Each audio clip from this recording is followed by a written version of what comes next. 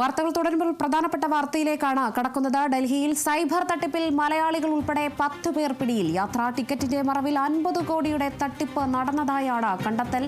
7 സംസ്ഥാനങ്ങളിലെ റെയ്ഡിന് പിന്നാലെയാണ് ഡൽഹി പോലീസിന്റെ ഈ നടപടി. 61 പരാതികളുടെ അടിസ്ഥാനത്തിലാണ് പോലീസ് 2 മലയാളികൾ ഉൾപ്പെടെ 10 പേരെ അറസ്റ്റ് ചെയ്തത്.